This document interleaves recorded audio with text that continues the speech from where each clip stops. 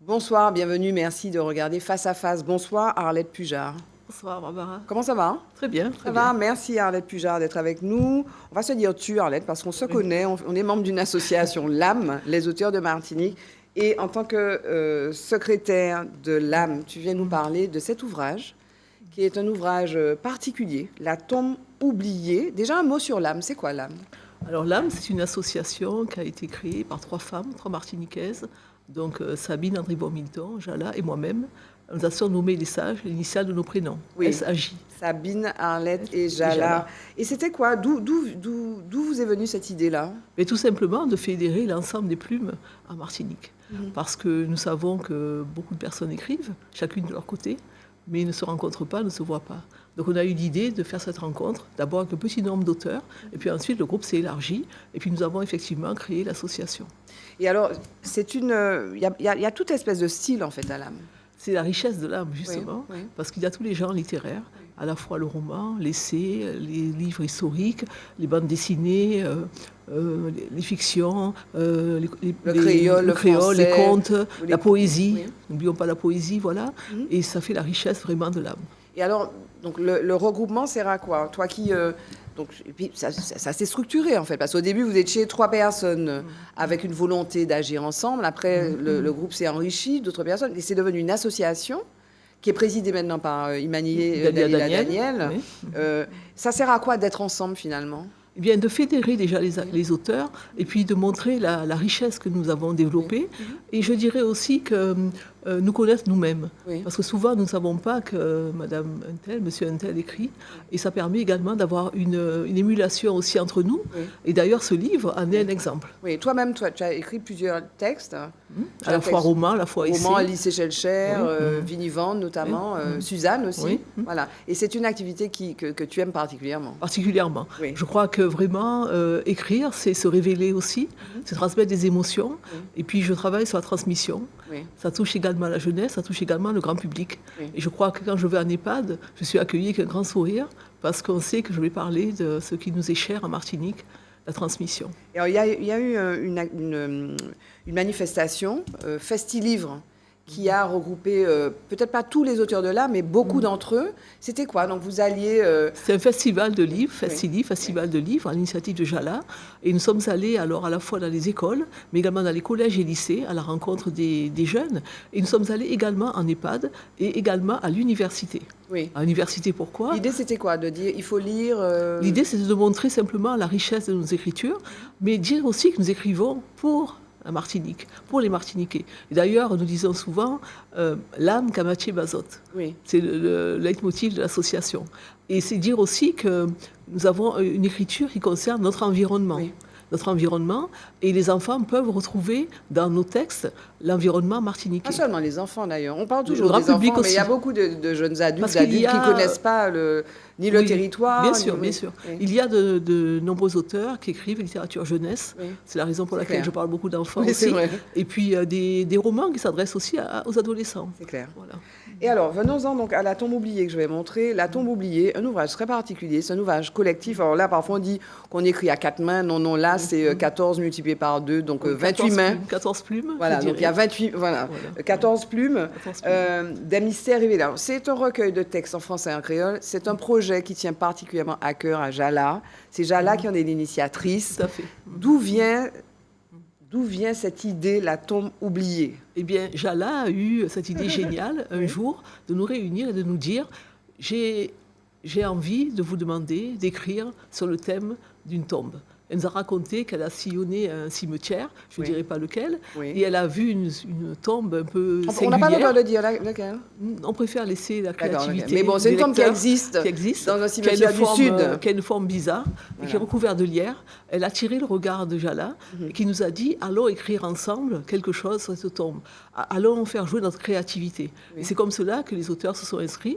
Bon, nous sommes 14 seulement parce que d'autres ont d'autres Parce que c'est du obligations. temps, c'est du Il fallait temps, un temps ouais. très serré Oui, pour oui. d'écrire. oui. Donc nous sommes lancés dans ce défi littéraire que Jala nous a lancé avec beaucoup de plaisir. Et j'ai envie de dire aussi que c'est à la fois un défi littéraire, mais un défi également linguistique. Parce que nous avons écrit à la fois en français, à la fois en créole. Toi, tu as écrit en français, toi? En français, Oui. et un petit texte en créole. Oui. Et d'autres ont écrit carrément en créole. Oui. Il y a des poésies, il y a tous les genres littéraires mélangés. Oui. Et cela fait vraiment un ouvrage magnifique. Et j'ai envie de dire simplement que ce n'est pas qu'un recueil de textes. Non. C'est bien plus que ça. C'est également la transmission, la mémoire. Oui. C'est aussi la créativité, mais c'est Oui, aussi oui.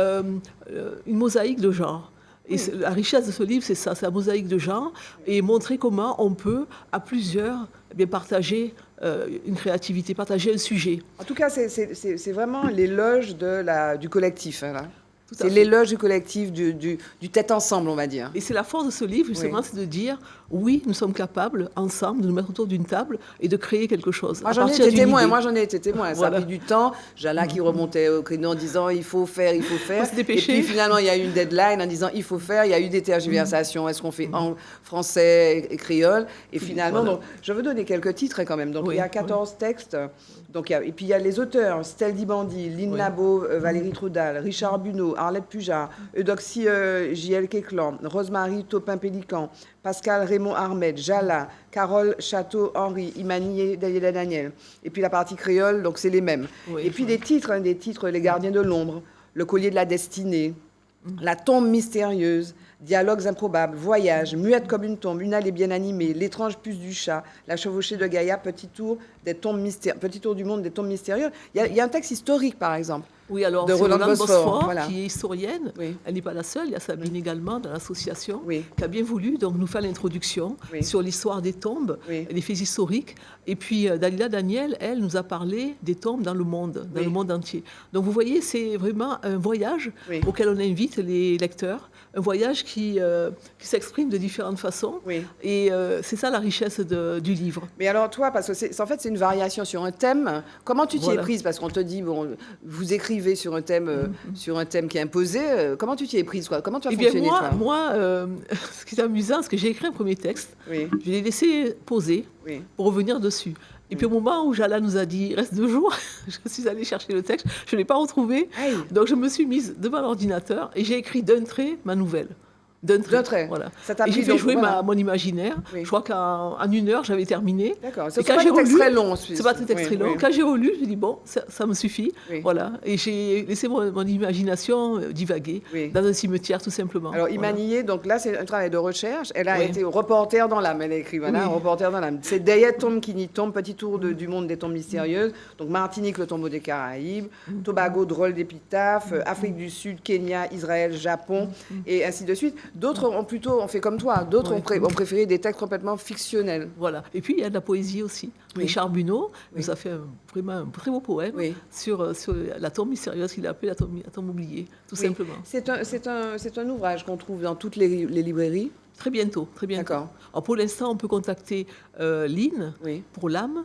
C'est le 06 96 32 44 18. Alors je répète, 32 44 18. Elle prendra les commandes pour ceux qui sont pressés de la voir. Et alors, là, on a dit que c'était un regroupement d'auteurs. Est-ce qu'aujourd'hui, on voit, il y a plein de gens qui écrivent, et ce sont des auteurs indépendants, en fait. Ce sont des auteurs qui sont indépendants. Est-ce qu'il y a une vraie difficulté, parfois, par exemple, à diffuser quand on est auteur indépendant? L'auto-édition, c'est le parcours du combattant. On n'est pas considéré comme des vrais auteurs quand on est auto-éditeur.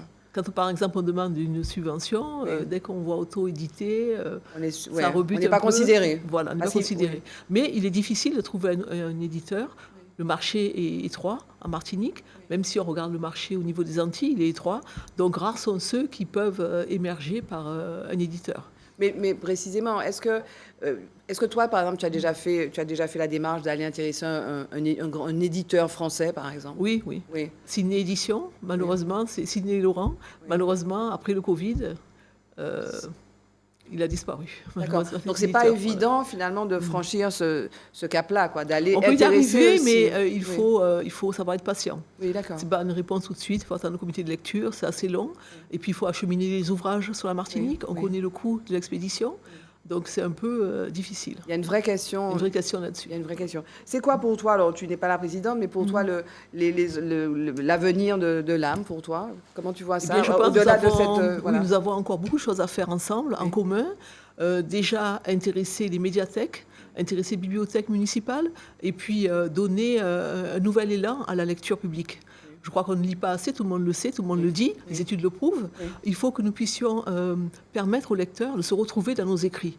Et comme nous écrivons la plupart sur la Caraïbe, notre environnement, nos histoires. Ça devrait vraiment intéresser. Quand on prend un ouvrage pour enfants, on voit bien que l'enfant se retrouve. Quand on lui parle de la Martinique, de la montagne pelée, etc., on lui parle de la neige, voilà, on lui parle des cocotiers, on lui parle de ce qu'il voit tous les jours.